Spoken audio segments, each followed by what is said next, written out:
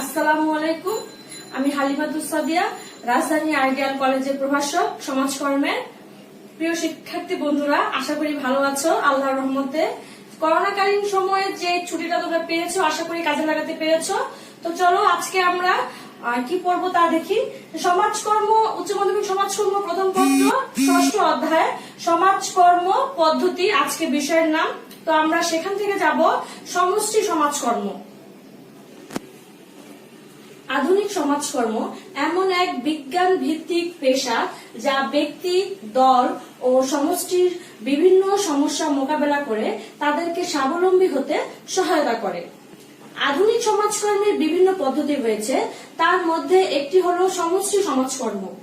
জনসমষ্টির অনুভূতি, চাহিদা, সম্পদ, সামর্থ্য, সমস্যা প্রভৃতি পর্যালোচনা করে প্রয়োজনীয় নীতি, কৌশল ও প্রক্রিয়া অনুসরণের মাধ্যমে সমষ্টি উন্নয়নের জন্য সমাজকর্ম যে বিজ্ঞান ভিত্তিক প্রচেষ্টা চালায় তাই সমষ্টি উন্নয়নের জন্য সমাজকর্ম যে বিজ্ঞান ভিত্তিক প্রচেষ্টা চালায় তাই সমষ্টি সমাজকর্ম হিসেবে পরিচিত। প্রতিটি সমাজে বিভিন্ন ধরনের সমষ্টি রয়েছে, তবে সুষ্ঠুভাবে কাজ পরিচালনা করার জন্য সমাজকর্মে জনসমষ্টিকে প্রধানত দুটি ভাগে ভাগ করা হয়েছে, যথা উন্নত ও সংগঠিত সমষ্টি, আরেকটা হচ্ছে অনুন্নত ও অসংগঠিত সমষ্টি। এই দুই ধরনের সমষ্টিতে কাজ করার জন্য সমষ্টি সমাজকর্মের দুটি শাখা রয়েছে, একটা হচ্ছে সমষ্টি সংগঠন আর একটা হচ্ছে সমষ্টি উন্নয়ন। তাহলে আমরা প্রথমত কি দেখতে পেলাম, সেটা হচ্ছে আধুনিক সমাজকর্মটা হচ্ছে কি এমন এক বিজ্ঞান ভিত্তিক পেশা যা ব্যক্তি, দল ও সমষ্টির বিভিন্ন সমস্যা মোকাবেলা করে তাদেরকে কি করছে, স্বাবলম্বী হতে সহায়তা করছে। আধুনিক সমাজকর্মের বিভিন্ন পদ্ধতি রয়েছে আমরা জানি। আমরা আজকে যেটা বলবো সেটা হচ্ছে সমষ্টি সমাজকর্ম, যেটা অবশ্যই কি সমাজকর্মের দুটি পদ্ধতি, একটা হচ্ছে মৌলিক পদ্ধতি, একটা হচ্ছে সহায়ক পদ্ধতি। মৌলিক পদ্ধতির আন্ডারে কি কি ছিল, সেটা হচ্ছে ব্যক্তি সমাজকর্ম, দল সমাজকর্ম, সমষ্টি সমাজকর্ম। আজকে আমাদের টপিক হচ্ছে সমষ্টি সমাজকর্ম। তাহলে আমরা প্রথমত কি দেখতে পেলাম, সমষ্টি সমাজকর্ম বলতে সাধারণত আমরা কি বুঝি, বা সমষ্টি সমাজকর্ম যদি বলা হয় তাহলে আমাদের মাথায় প্রথমত কি আসবে, সেটা হচ্ছে জনসমষ্টির যে অনুভূত চাহিদা আছে, সম্পদ আছে, সামর্থ্য আছে, সমস্যা, এই সবগুলো দিক পর্যালোচনা করে প্রয়োজনীয় নীতি, কৌশল ও প্রক্রিয়া অনুসরণের মাধ্যমে সমষ্টি উন্নয়নের জন্য সমাজকর্ম যে বিজ্ঞান ভিত্তিক প্রচেষ্টা চালাচ্ছে সেটাই হচ্ছে সমষ্টি সমাজকর্ম। সমষ্টি সমাজকর্ম আলোচনার শুরুতে সমষ্টির ধারণা সম্পর্কে আমাদের আলোচনা করা প্রয়োজন। প্রথমে আমাদেরকে জানতে হবে সমষ্টি কি, এটা না জানলে আমরা সমষ্টি সমাজকর্ম বুঝতে পারবো না। তাহলে চলো ফার্স্ট জেনে নিই আমরা সমষ্টি সমাজকর্ম। সমষ্টি জিনিসটা কি, মানুষ কি করতে পারে না, একা বাস করতে পারে না। পারস্পরিক প্রয়োজন পূরণের স্বার্থেই মানুষ দলবদ্ধ হয়ে বসবাস করে। যখন থেকে মানুষ দলবদ্ধ হয়ে এক জায়গায় স্থায়ীভাবে বসবাস করতে শুরু করে তখন থেকে জনসমষ্টি বা সম্প্রদায়ের উদ্ভব হয়েছে। আমরা কি করতে পারি না, একা বাস করতে পারি না। মানুষ অবশ্যই কি সামাজিক জীব। তো যখন থেকে মানুষ দলবদ্ধ হয়ে বসবাস করছে তখন থেকেই তারা কি করছে, এক জায়গায় স্থায়ীভাবে বসবাস করা শুরু করছে। তখন থেকে আমাদের জনসমষ্টির এই উদ্ভবটা হয়েছে। প্রকৃতি, সম্পদ, জীবনযাত্রার প্রয়োজনীয় উপকরণ সংগ্রহ, ধর্মীয় ও সামাজিক রীতিনীতি প্রভৃতির উপর নির্ভর করে মানব সমাজ বিভিন্ন ধরনের সমষ্টি বিকাশ ঘটেছে। প্রকৃতি, সম্পদ, জীবনযাত্রার প্রয়োজনীয় যে সমস্ত উপকরণ সংগ্রহ আছে সেগুলো ধর্মীয় ও সামাজিক রীতিনীতি প্রভৃতির উপর নির্ভর করে মানব সমাজে বিভিন্ন ধরনের সমষ্টির কি হয়েছে, বিকাশ ঘটেছে। সমাজবিজ্ঞানী ম্যাকাইভার তার কমিউনিটি গ্রন্থে একটি স্থান বা অঞ্চলকে সমষ্টি বুঝিয়েছেন। এটা জাস্ট জানার জন্য বলে রাখলাম। সমাজবিজ্ঞানী ম্যাকাইভার কি বলেছেন, তার কমিউনিটি গ্রন্থে যে একটা স্থান বা অঞ্চলকে তিনি সমষ্টি হিসেবে বুঝিয়েছেন আর কি। সমাজবিজ্ঞানে জনসমষ্টি বলতে বোঝায় পুরো নির্দিষ্ট এলাকায় বসবাসরত একদল জনসাধারণকে, যারা কি করছে, কতিপয় মৌলিক ও অভিন্ন স্বার্থের অংশীদার। অর্থাৎ সমষ্টির ধারণার ব্যাপারে জনসাধারণ নির্দিষ্ট ভৌগোলিক এলাকা ও মৌলিক স্বার্থের প্রতি সর্বাধিক গুরুত্ব দেওয়া হয়। এখানে জনগণ তাদের চাহিদা পূরণের নিমিত্তে পারস্পরিক ক্রিয়া প্রতিক্রিয়া করে থাকে। তাহলে আমরা সাধারণভাবে যদি ধরতে যাই, জনসমষ্টি বলতে বা সমষ্টি বলতে কি বোঝায়, যে কোনো নির্দিষ্ট এলাকায় বসবাসরত একদল জনসাধারণকে যারা কি করছে, কতিপয় মৌলিক ও অভিন্ন স্বার্থের অংশীদার, অর্থাৎ সমষ্টির ধারণার ব্যাপারে জনসাধারণ নির্দিষ্ট ভৌগোলিক এলাকা মৌলিক স্বার্থের প্রতি সর্বাধিক গুরুত্ব দিতে হচ্ছে। তাহলে আমরা দেখতে পেলাম যে সমষ্টি হতে হলে অবশ্যই তাদেরকে কি কি থাকতে হবে, জনসাধারণ থাকতে হবে, নির্দিষ্ট ভৌগোলিক এলাকা থাকতে হবে এবং মৌলিক স্বার্থের প্রতি সর্বাধিক গুরুত্ব দিতে হবে। এখানে জনগণ তাদের চাহিদা পূরণের নিমিত্তে পারস্পরিক ক্রিয়া প্রতিক্রিয়া করে থাকে। এবার আমরা যাই যে সমাজবিজ্ঞানী ম্যাকাইভার ও পেজের সংজ্ঞা অনুযায়ী কি বলেছেন তারা সমষ্টি বলতে, যখন ক্ষুদ্র বা বৃহৎ জনগোষ্ঠীর সদস্যগণ এমন ভাবে বসবাস করে যে তারা কোনো বিশেষ স্বার্থের অংশীদার না হয়ে সাধারণ ও দৈনন্দিন জীবনের মৌলিক প্রয়োজনীয় বিষয়ে অংশগ্রহণ করে, তখন তাদের সমষ্টি বলা হয়। সমাজবিজ্ঞানী ম্যাকাইভার ও পেজের মধ্যে কি বলা হয়েছে, যখন ক্ষুদ্র বা বৃহৎ জনগোষ্ঠীর সদস্যগণ, সমষ্টি ক্ষুদ্র বা বৃহৎ হতে পারে, সেই সমষ্টি জনগণ কি করছে, এমন ভাবে বসবাস করছে যে তারা কোনো বিশেষ স্বার্থের অংশীদার না হয়ে সাধারণ ও দৈনন্দিন জীবনের মৌলিক প্রয়োজনীয় বিষয়ে অংশগ্রহণ করে, তখন তাদের সমষ্টি বলা হয়। জনসমষ্টিতে যারা থাকবেন তাদের বিশেষ কোনো স্বার্থ থাকবে না, তাদের স্বার্থ থাকবে অবশ্যই সাধারণ ও দৈনন্দিন জীবনের যে মৌলিক প্রয়োজনীয় জিনিসগুলো আছে সেগুলো। তো সেটাই হচ্ছে আমাদের জনসমষ্টি। সমষ্টির লক্ষণীয় বিষয় হলো এর মধ্যে একজন মানুষ পরিপূর্ণ বা পূর্ণাঙ্গ জীবন যাপন করতে পারে। সমষ্টির অবশ্যই কি হবে, লক্ষণীয় বিষয় হলো এর মধ্যে একজন মানুষ পরিপূর্ণ বা পূর্ণাঙ্গ জীবন যাপন করতে পারবে। তাহলে আমরা সমষ্টি বলতে কি দেখতে পেলাম, উপরে যে আলোচনাগুলো ছিল এর ভিত্তিতে যদি আমরা ধরি, জনসমষ্টি বলতে এমন একটা আলাদা ভৌগোলিক এলাকা বোঝায় যেখানে সাধারণ স্বার্থকে কেন্দ্র করে একদল মানুষ একতাবদ্ধ হয়ে বাস করে। সেখানে কি করছে, একদল মানুষ একতাবদ্ধ হয়ে বাস করছে, যারা জনসমষ্টির অস্তিত্ব রক্ষার জন্য কতিপয় সামাজিক প্রতিষ্ঠান গড়ে তোলে। তাদের অস্তিত্ব রক্ষার জন্য কি করছে, সামাজিক প্রতিষ্ঠান গড়ে তুলছে এবং বিভিন্ন কর্মসূচিতে অংশগ্রহণ করে থাকে, যা তাদের সাধারণ বন্ধন সৃষ্টি করে, আমরা অনুভূতি জাগিয়ে তোলে। এতক্ষণ আমরা দেখলাম সমষ্টি কি বা সমষ্টি বলতে কি বুঝো। এখন আমরা দেখব সমষ্টির বৈশিষ্ট্য, কি কি বৈশিষ্ট্যগুলো থাকলে সেটাকে আমরা সমষ্টি হিসেবে পরিগণ্য করতে পারবো। তাহলে প্রথমেই আমরা দেখছি সমষ্টির বৈশিষ্ট্য। প্রথমেই হচ্ছে একদল জনগোষ্ঠী। একদল জনগোষ্ঠী, গোষ্ঠী এবং সমষ্টি অবিচ্ছেদ্যভাবে সম্পর্কিত। গোষ্ঠী এবং সমষ্টিটা কি অবিচ্ছেদ্যভাবে সম্পর্কিত। অবশ্যই মূলত গোষ্ঠী ব্যতীত সমষ্টি গড়ে উঠতে পারে না। আমরা কোনো গোষ্ঠী ছাড়া কি করতে পারবো না, সমষ্টি গড়ে উঠতে পারবো না। এর জন্য সমাজতাত্ত্বিকগণ সমষ্টির অপরিহার্য উপাদান হিসেবে জনগোষ্ঠীকে চিহ্নিত করেছেন। সমাজতাত্ত্বিকগণ কি করেছেন, সমষ্টির অপরিহার্য উপাদান হিসেবে অবশ্যই জনগোষ্ঠীকে চিহ্নিত করেছেন। সাধারণ জীবন পদ্ধতির অংশীদার হিসেবে কোন ক্ষুদ্র বা বৃহৎ গোষ্ঠীর সদস্যগণ একত্রে বসবাস করলে তাকে সমষ্টি বলা হয়। তাহলে আমরা কি দেখতে পাচ্ছি যে সমষ্টি কি, যে সাধারণ জীবন পদ্ধতির অংশীদার হিসেবে যদি কোনো ক্ষুদ্র বা বৃহৎ গোষ্ঠীর সদস্যগণ একত্রে বসবাস করেন তখন তাকে সমষ্টি বলা হবে। জনসমষ্টি যে অঞ্চলে বসবাস করে তা বড় হতে পারে, ছোট হতে পারে। জনসংখ্যা কত হবে তার কোনো ধরা বাধা নিয়ম নেই। তো আমাদের ফার্স্ট পয়েন্টটা হচ্ছে একদল জনগোষ্ঠী। আমরা এখন দেখব তারপরে নির্দিষ্ট ভৌগোলিক এলাকা বা অঞ্চল। নির্দিষ্ট ভৌগোলিক এলাকা বা অঞ্চল অবশ্যই সমষ্টির একটা বৈশিষ্ট্য, যেটা কি হচ্ছে, জনসমষ্টির একটি নির্দিষ্ট ভৌগোলিক এলাকা অবশ্যই থাকতে হবে যাতে নির্দিষ্ট এলাকার জনগণ পৃথক জনসমষ্টি হিসেবে পরিচিতি লাভ করতে পারে।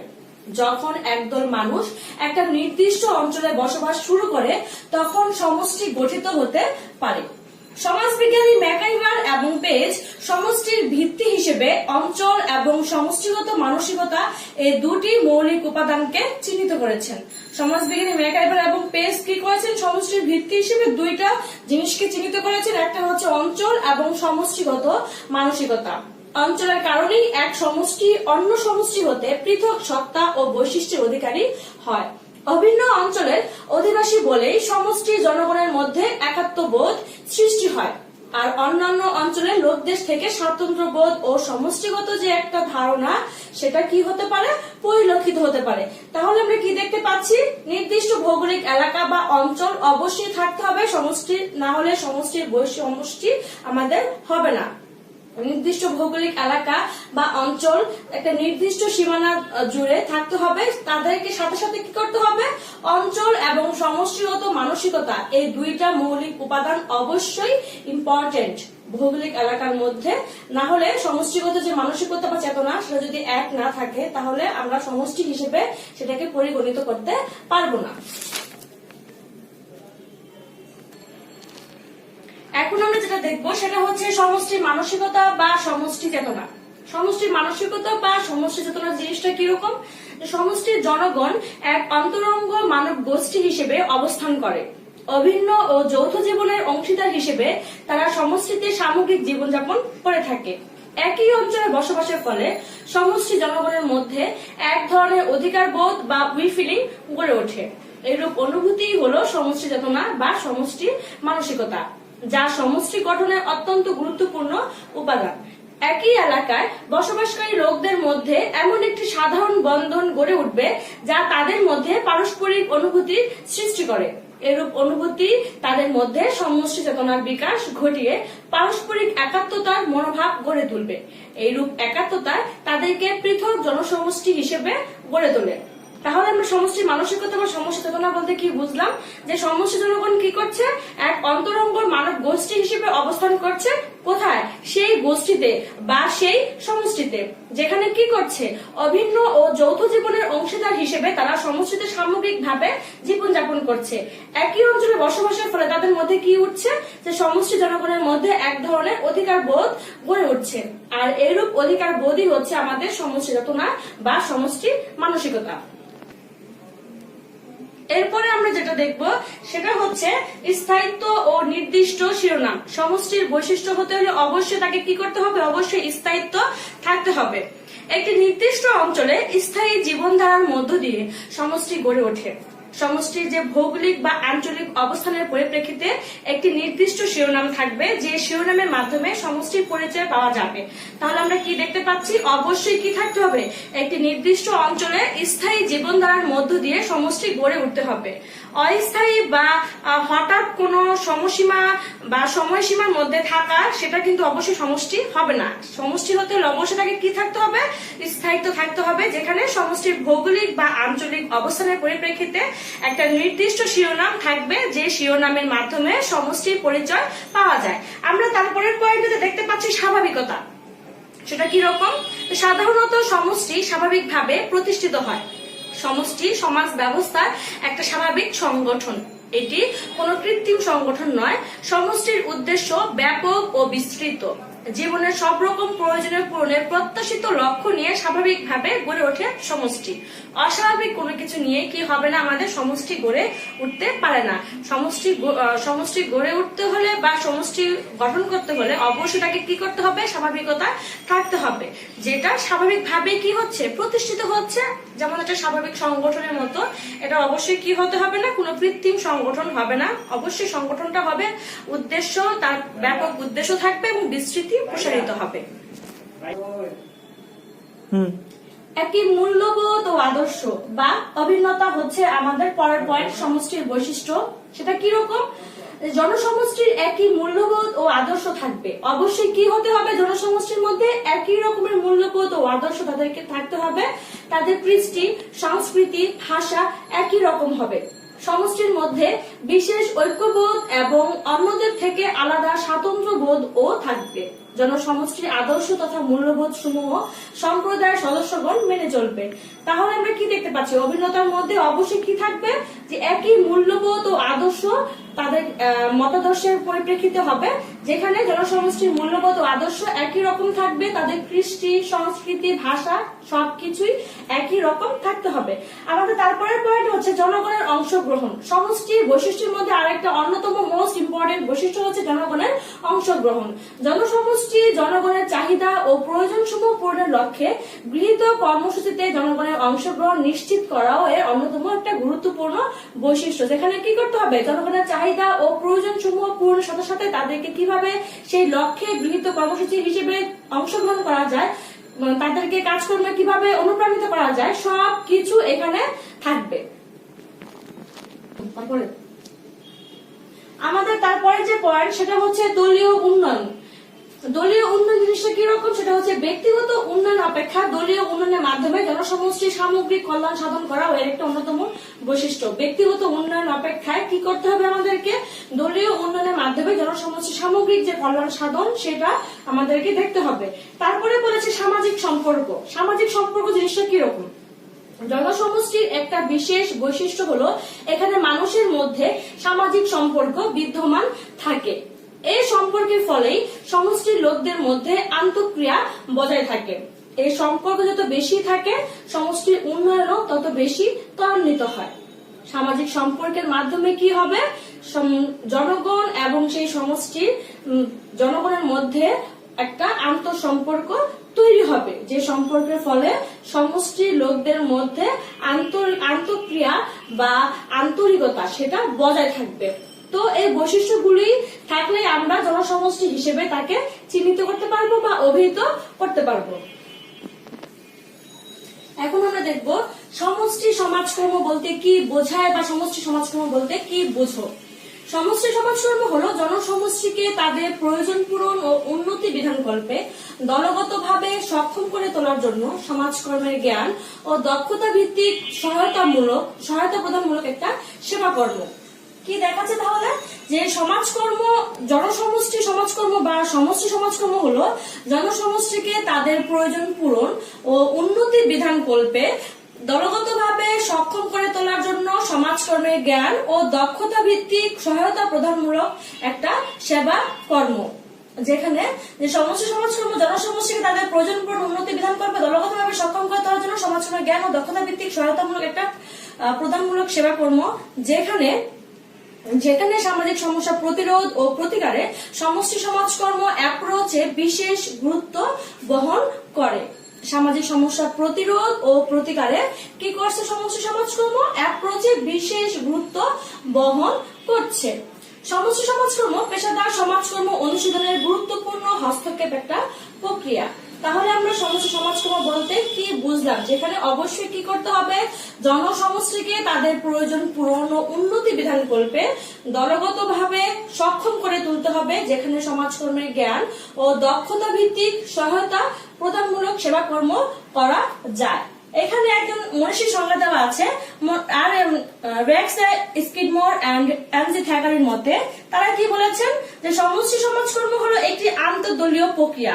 অবশ্যই সমষ্টি সমাজকর্ম কি হচ্ছে, একটা আন্তঃদলীয় প্রক্রিয়া, যেখানে সমষ্টির বিরাজমান সমস্যা বুঝতে এবং সেগুলো সমাধানে সমষ্টিতে প্রাপ্ত সম্পদ ব্যবহারে জনগণকে সাহায্য করে, যা সমগ্র সমষ্টিকে শক্তিশালী এবং জনগোষ্ঠীর জীবনমানকে সমৃদ্ধ করে তোলে। যেখানে কি করবে, পেশাদার সমাজকর্মের জ্ঞান, দক্ষতা, নীতি ও কৌশল প্রয়োগের মাধ্যমে সমষ্টির বিভিন্ন সমস্যা মোকাবেলা এবং উন্নয়নের প্রচেষ্টা চালানোই হচ্ছে সমাজকর্মের মূল লক্ষ্য। সমষ্টি সমাজকর্মের মূল লক্ষ্য বা সমষ্টি সমাজকর্মটা কোথা থেকে এসেছে, যেখানে পেশাদার সমাজকর্মের জ্ঞান, দক্ষতা, নীতি ও কৌশল প্রয়োগের মাধ্যমে সমষ্টির বিভিন্ন সমস্যা মোকাবেলা এবং উন্নয়নের প্রচেষ্টা চালানোই হচ্ছে সমষ্টি সমাজকর্মের মূল লক্ষ্য। সমষ্টির আর্থ-সামাজিক অবস্থার বিভিন্নতার পরিপ্রেক্ষিতে সমষ্টি সমাজকর্ম পদ্ধতিকে দুভাগে ভাগ করা হয়েছে। একটা হচ্ছে সমষ্টি উন্নয়ন আর একটা হচ্ছে সমষ্টি সংগঠন। এখন আমরা যেটা নিয়ে আলোচনা করব সেটা হচ্ছে সমষ্টি উন্নয়ন। সমষ্টি উন্নয়নের যে টপিকগুলো আছে, যে পার্টগুলো আছে, সেগুলো এখন আমরা দেখবো। তো প্রথমে আমরা জেনে নিই সমষ্টি উন্নয়ন বলতে কি বোঝায় বা সমষ্টি উন্নয়ন কি। সমষ্টি উন্নয়ন সমাজকর্মের একটা মৌল পদ্ধতি। অনুন্নত ও স্থবির জনসমষ্টির আর্থসামাজিক ও সাংস্কৃতিক উন্নয়নের জন্য এই পদ্ধতি প্রয়োগ করা হয়। আমি আবারও বলে নিচ্ছি, এই জিনিসটা মোস্ট ইম্পর্টেন্ট, যে সমষ্টির উন্নয়ন কোথায় প্রয়োগ করা হবে বা কোন কোন সমষ্টিতে প্রয়োগ করা হয় সেটা আমরা জানবো। যে অনুন্নত ও স্থবির জনসমষ্টির আর্থসামাজিক সাংস্কৃতিক উন্নয়নের জন্য এই পদ্ধতি প্রয়োগ করা হয়। সমষ্টির আর্থসামাজিক উন্নতি ও অগ্রগতির জন্য স্থানীয় জনগণ ও সরকারের যৌথ প্রচেষ্টাই সমষ্টি উন্নয়ন। আমি আবারও বলছি যে সমষ্টির আর্থসামাজিক উন্নতি ও অগ্রগতির জন্য স্থানীয় জনগণ ও সরকারের যে যৌথ প্রচেষ্টা সেটাই হচ্ছে আমাদের সমষ্টি উন্নয়ন। সমষ্টি উন্নয়ন সম্পর্কে মনীষী আর্থার ডানহাম একটা সংজ্ঞা দিয়েছেন। সেই সংজ্ঞাটা আমরা এখন দেখবো। সমষ্টি উন্নয়ন সম্পর্কে কি বলেছেন তিনি? এটি এমন একটি যৌথ প্রচেষ্টা যা সমষ্টির জনগণের নিজেদের সহায়তা ও সমবায়মূলক প্রচেষ্টার মাধ্যমে সরকার বা স্বেচ্ছামূলক সংস্থা প্রদত্ত কারিগরি সহায়তায় সমষ্টির উন্নয়ন সাধন করে থাকে। এখানে বলেই দেওয়া হয়েছে যে এটা এমন একটা যৌথ প্রচেষ্টা যা সমষ্টি কি করছে, সমষ্টির জনগণের নিজেদের সহায়তায় ও সমবায়মূলক প্রচেষ্টার মাধ্যমে কি করছে, যে সমষ্টি জনগণের নিজেদের সহায়তার মাধ্যমে এবং সমবায়মূলক প্রচেষ্টার মাধ্যমে সরকার বা স্বেচ্ছামূলক সংস্থা প্রদত্ত কারিগরি সহায়তায় সমষ্টির উন্নয়ন সাধন করে থাকে। এটা হচ্ছে মনীষী আর্থার ডানহামের সংজ্ঞার আলোকে বর্ণনা করা হয়েছে। তাহলে আমরা কি দেখতে পেলাম? যে কোন জনসমষ্টির আর্থসামাজিক ও সাংস্কৃতিক অবস্থার উন্নয়নের জন্য সরকারি সহায়তায় সমষ্টির স্থানীয় উদ্যোগ এবং সম্পদ এবং সামর্থ্যের সর্বোত্তম ব্যবহার নিশ্চিত করার প্রক্রিয়া হচ্ছে জনসমষ্টি উন্নয়ন পদ্ধতি।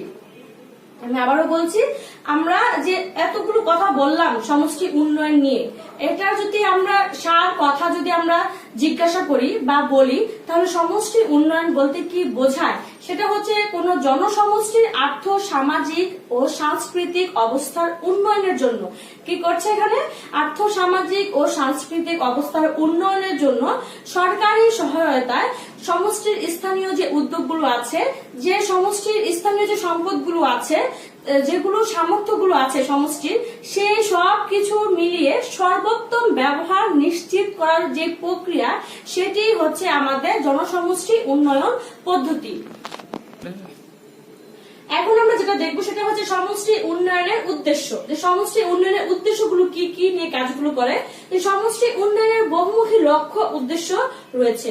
সমষ্টির বিভিন্ন সমস্যা মোকাবেলার মাধ্যমে এই লক্ষ্যসমূহ বাস্তবায়িত করা হয়। প্রথমে আমাদের দেওয়া আছে জনগণকে সংগঠিতকরণ। এর প্রথম এবং মোস্ট ইম্পর্টেন্ট একটা পার্ট হচ্ছে জনগণকে সংগঠিতকরণ। সেটা কি রকম? যে সংগঠিত জনশক্তি হচ্ছে উন্নয়নের পূর্ব শর্ত। যদি আমরা জনশক্তি যদি সংগঠিত করতে না পারি, তাহলে আমাদের উন্নয়ন কখনোই সম্ভব হবে না। কাজেই বিভিন্ন ধরনের উপযুক্ত সাংগঠনিক কাঠামো সৃষ্টির মাধ্যমে গ্রাম সমষ্টির অসংগঠিত ও বিচ্ছিন্ন জনগণকে সংগঠিত করাই হচ্ছে সমষ্টি উন্নয়নের একটা প্রধান উদ্দেশ্য। আমাদের তারপরের পয়েন্ট আছে পরিকল্পনা ও কর্মসূচি প্রণয়ন। পরিকল্পনা ও কর্মসূচি প্রণয়ন সেটা কিরকম হবে? স্থানীয় জনগণের সহযোগিতায় সমষ্টির চাহিদা ও সম্পদ নির্ধারণ করে এদের মাঝে সুসামঞ্জস্য বিধানের জন্য বাস্তবমুখী পরিকল্পনা ও কর্মসূচি প্রণয়নে সহায়তা করা ও সমষ্টি উন্নয়নের আরেকটি প্রধান উদ্দেশ্য। আমাদেরকে কি করতে হবে? অবশ্যই পরিকল্পনা ও কর্মসূচি প্রণয়ন করতে হবে। কাদের জন্য?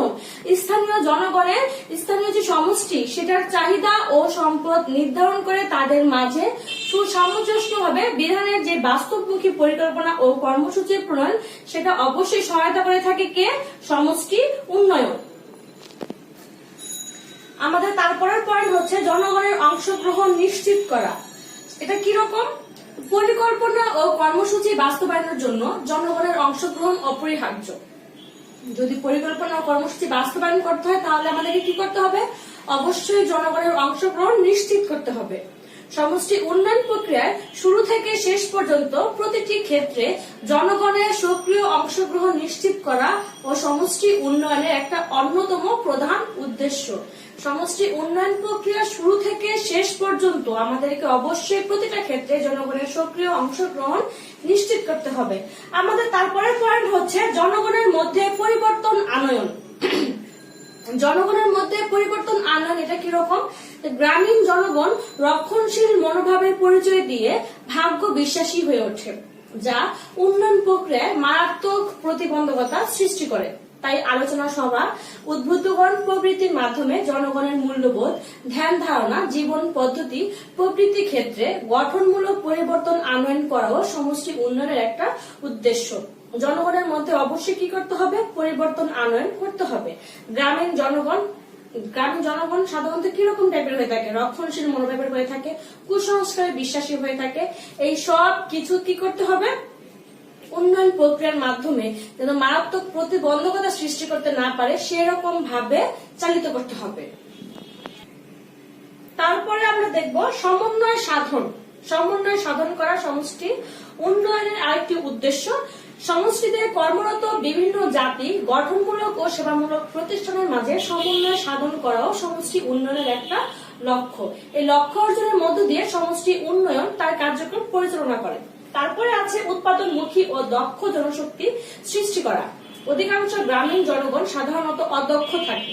এজন্য বিভিন্ন ধরনের কারিগরি জ্ঞান ও বৃত্তিমূলক প্রশিক্ষণের মাধ্যমে উৎপাদনমুখী ও দক্ষ জনশক্তি সৃষ্টি করা সমষ্টি উন্নয়নের অত্যন্ত একটা গুরুত্বপূর্ণ উদ্দেশ্য। তারপর হচ্ছে সম্পদ ও সুযোগের সৎ ব্যবহার। তারপর পয়েন্ট, সমষ্টি সম্পদ ও সুযোগের সৎ ব্যবহার করা সমষ্টি উন্নয়নের একটা অন্যতম উদ্দেশ্য। সমষ্টি জনগণের সমস্যা সমাধানের জন্য বস্তুগত ও অবস্তুগত সম্পদের গুরুত্ব অত্যাধিক। অবশ্যই কি করতে হবে? সম্পদের সমস্যা সমাধানের জন্য সমষ্টি যে সম্পদগুলো আছে সেটা বস্তুগত হোক বা অবস্তুগত হোক, সেই জিনিসগুলোকে কি করতে হবে? অবশ্যই ঠিক মতো ভারসাম্য রেখে কাজে লাগাতে হবে। আমাদের তারপরের পয়েন্ট হচ্ছে মানব সম্পদের বিকাশ। মানব সম্পদের বিকাশ এটা কিরকম হতে পারে? সমষ্টির সম্পদ, বড় যে সম্পদগুলো আছে, মানুষ সমষ্টির, আমাদের প্রধান কথা হচ্ছে বা মূল কথা হচ্ছে সমষ্টি কাদের নিয়ে গঠিত? অবশ্যই মানুষ বা গোষ্ঠী নিয়ে গঠিত। যে বড় সম্পদ, তাহলে বড় সম্পদটা কি? বড় সম্পদ হচ্ছে অবশ্যই মানুষ।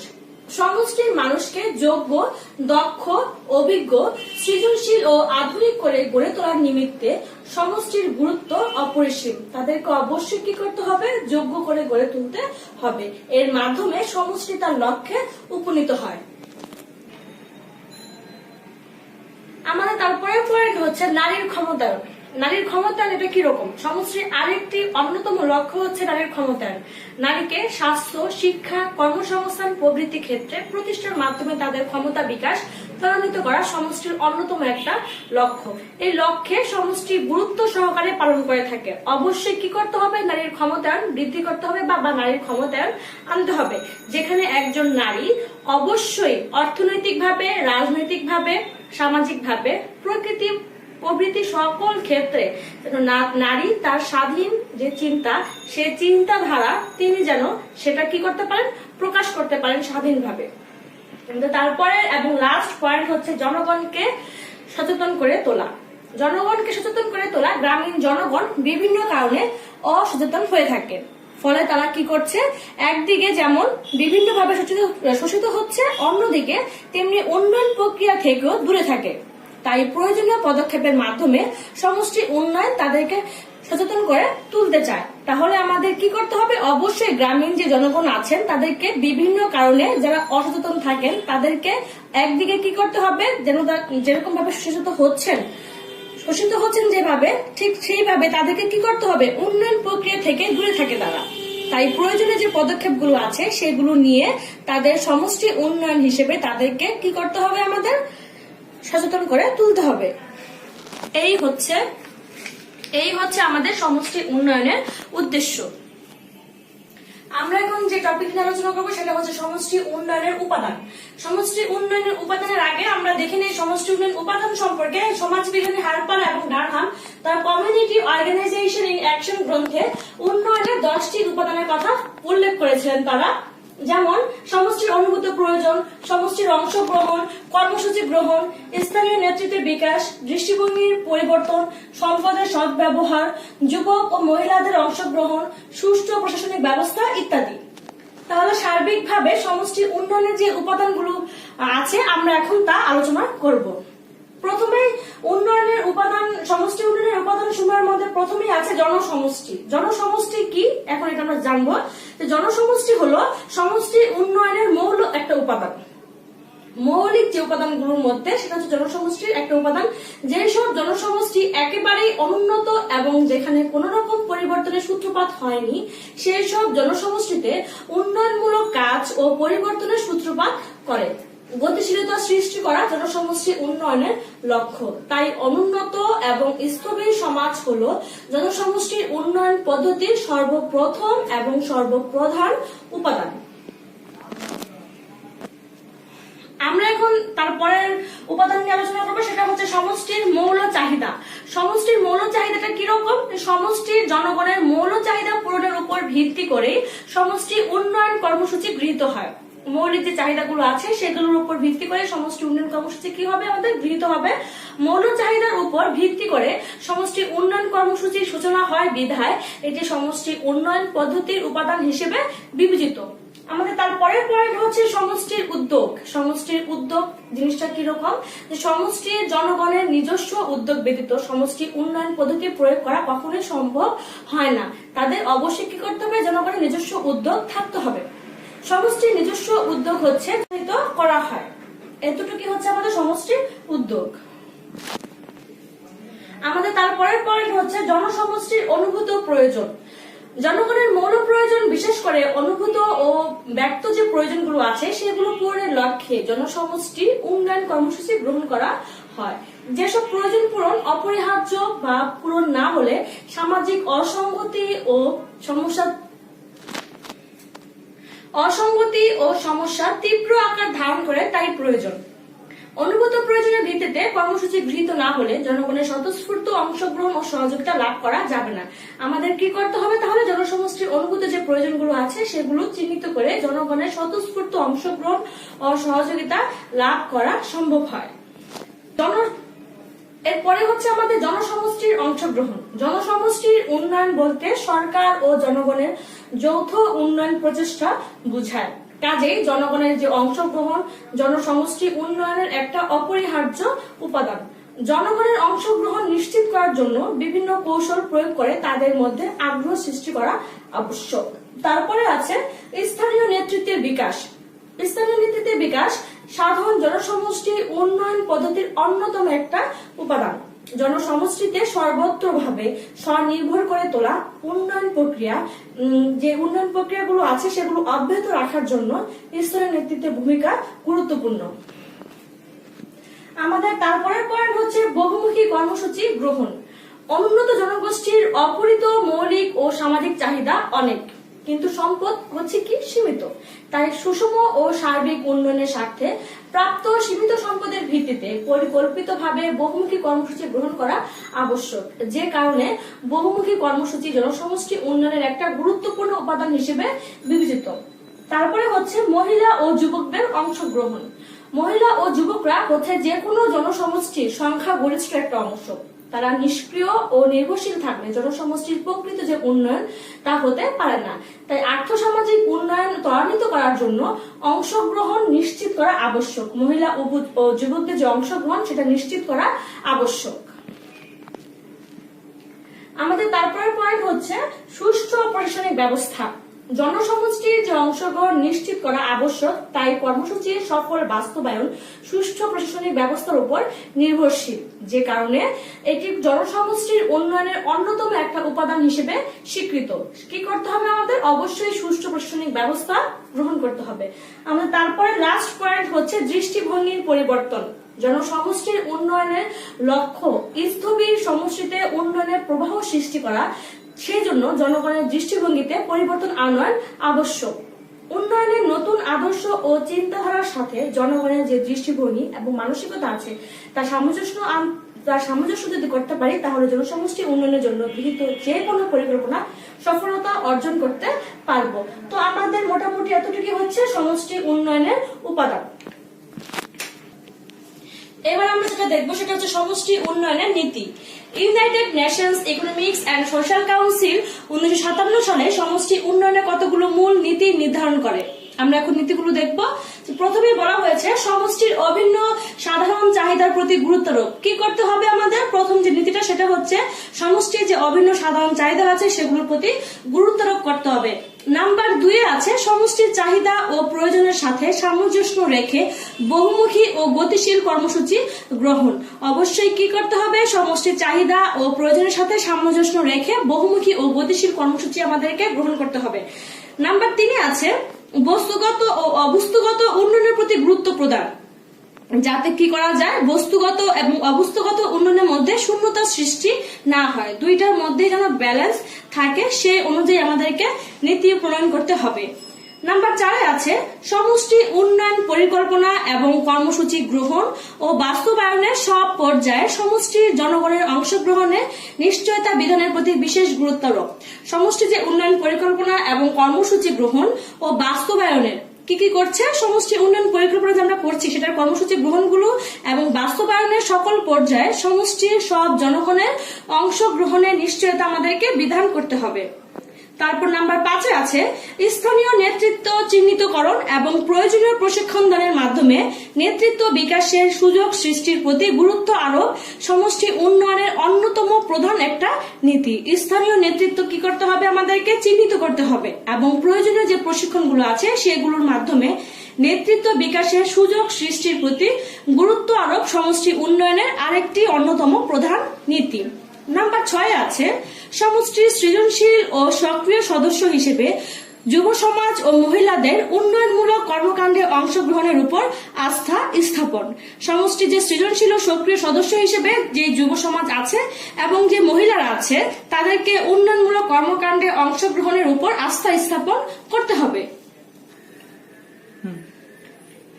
আমরা এখন 7 নম্বরটা দেখবো। 7 নম্বরে কি বলা আছে?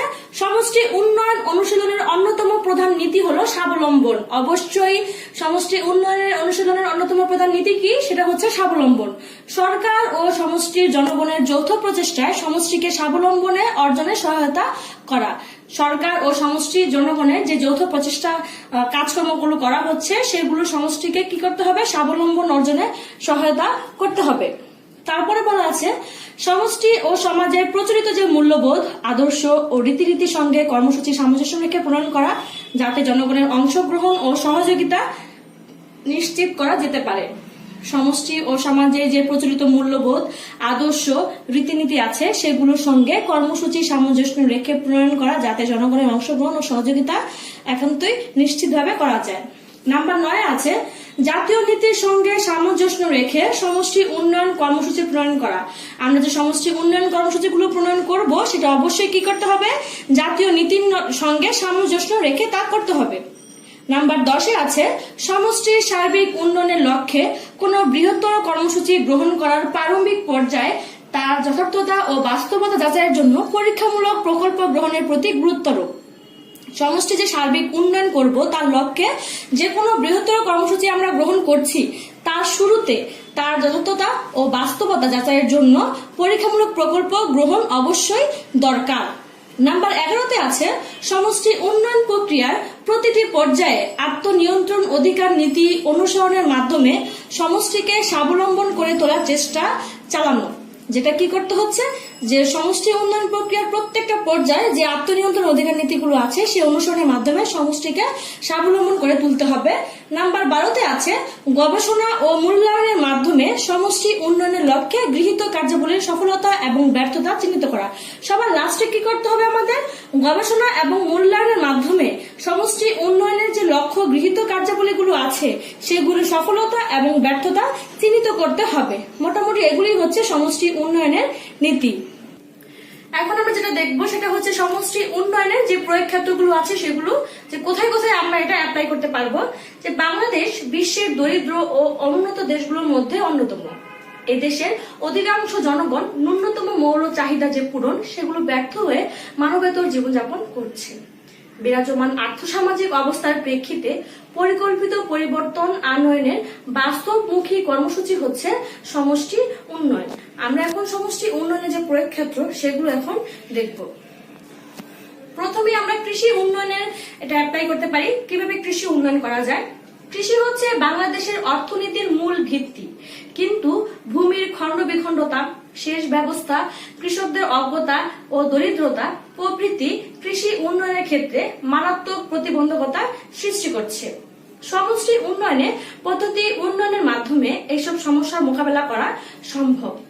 তারপরে আমরা দেখতে পারি নিরক্ষরতা ও অজ্ঞতা দূরীকরণ কিভাবে করছে।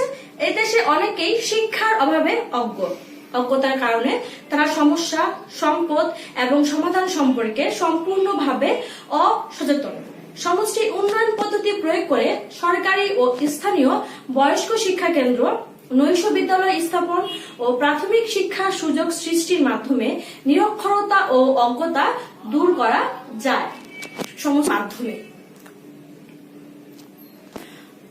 অশিক্ষা, কুসংস্কার, স্বাস্থ্যহীনতা, অনুন্নত জনস্বাস্থ্য ব্যবস্থা, পরিবেশ দূষণ ইত্যাদি উন্নয়নের অন্যতম অন্তরায়। নৈশ বিদ্যালয় স্থাপন, মহিলাদের শিক্ষার সুযোগ, সামাজিক শিক্ষা প্রদান, স্বাস্থ্যবিধি প্রচার, রোগ প্রতিরোধের কর্মসূচি গ্রহণ, পরিষ্কার পরিচ্ছন্নতা অভিযান এবং পরিবেশ দূষণ সম্পর্কে জনগণকে উদ্বুদ্ধকরণের ক্ষেত্রে জনসমষ্টি উন্নয়ন পদ্ধতি প্রয়োগ করা যেতে পারে। জনসমষ্টি উন্নয়ন হলো জনগণের উদ্যোগ এবং সরকারি সাহায্যের সমন্বয়ে পরিচালিত স্থানীয় উন্নয়ন একটা কৌশল। সুবিধাভোগী গ্রামীণ জনগোষ্ঠীকে নিজস্ব উদ্যোগে উন্নয়ন প্রক্রিয়ায় অংশগ্রহণের সুযোগ এনে দেয় জনসমষ্টি উন্নয়ন কৌশল। গ্রামীণ স্যানিটেশন, সামাজিক বনায়ন, সমবায়, অবকাঠামোগত ইত্যাদি ক্ষেত্রে জনসমষ্টি উন্নয়ন কৌশল অনুশীলনের মাধ্যমে অংশীদারিত্বমূলক উন্নয়ন ধারা সুযোগ সৃষ্টি করা যায়। তো উন্নয়ন বা সমষ্টি উন্নয়নের যে কার্যক্রমগুলো বা যে উপাদানগুলো এতটুকুই। আশা করি বুঝতে পেরেছো। ভালো মতো পড়ালেখা করবে। আজকে এই পর্যন্তই। আল্লাহ হাফিজ।